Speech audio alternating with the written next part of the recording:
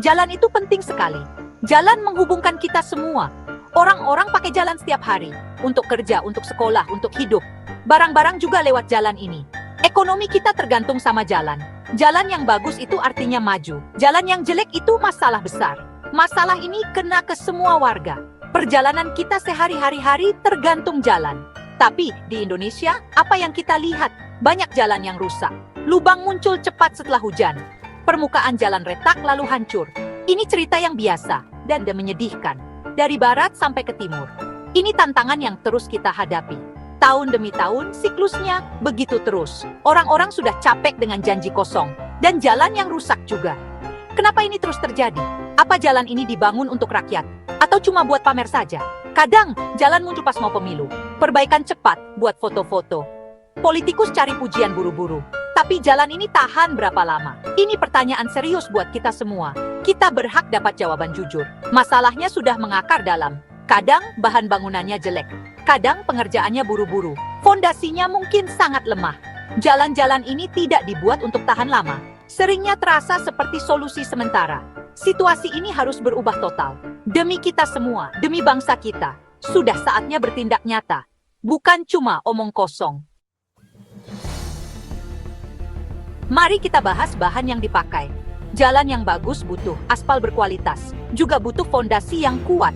Tapi seringnya, sepertinya ada yang dikurangi. Kontraktor mungkin mau untung lebih, jadi mereka pakai bahan yang lebih murah di bawah standar. Hasilnya, jalan yang lemah. Jalan yang rusak terlalu gampang. Ini pengkhianatan kepercayaan publik dan pemborosan uang rakyat.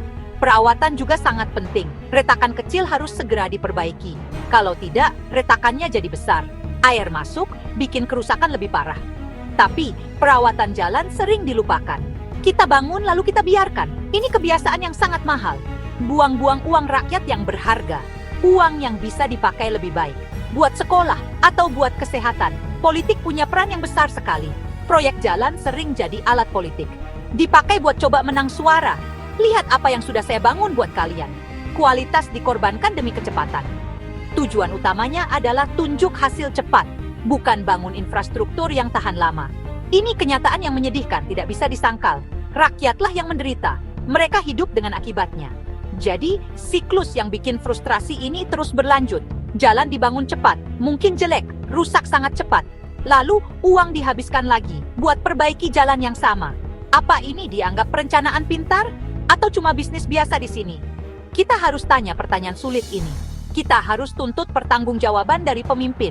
Rakyat berhak dapat yang jauh lebih baik.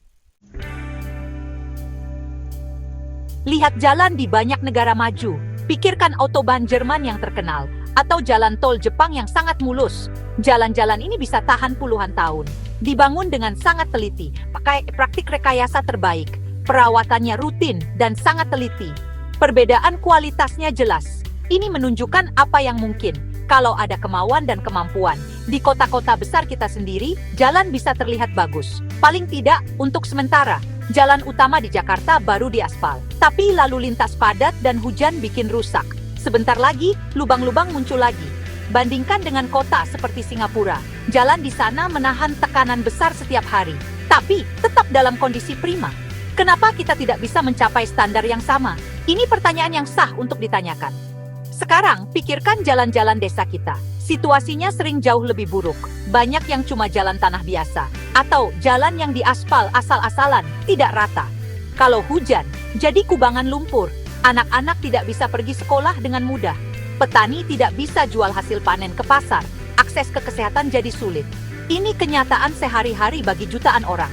Kenapa ada perbedaan besar ini? Jalan kota cenderung dapat perhatian lebih. Mereka juga dapat dana lebih banyak. Jalan desa sering dilupakan, diabaikan. Tapi orang di desa juga bayar pajak.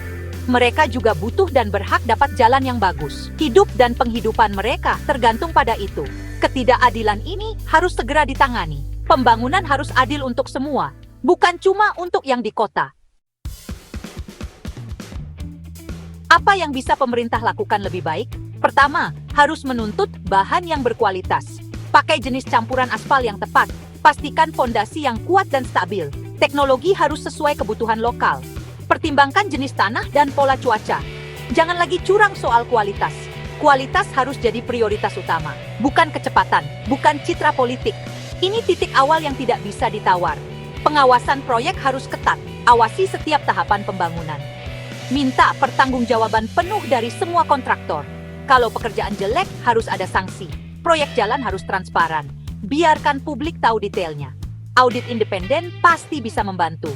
Ini membangun kepercayaan publik dan memastikan kualitas, mengurangi peluang korupsi. Keterbukaan sangat penting untuk pemerintahan yang baik. Libatkan masyarakat lokal lebih banyak. Masyarakat lokal bisa bantu awasi proyek.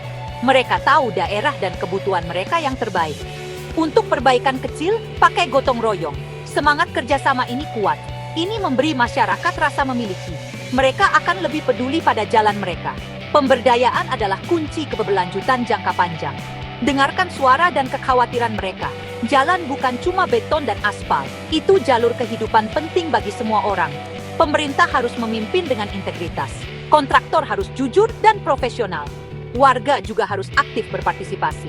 Mari kita bekerja sama, bergandengan tangan, untuk membangun jalan yang benar-benar tahan lama. Ini adalah investasi untuk masa depan Indonesia. Masa depan dengan konektivitas yang lebih baik dan peluang yang lebih baik untuk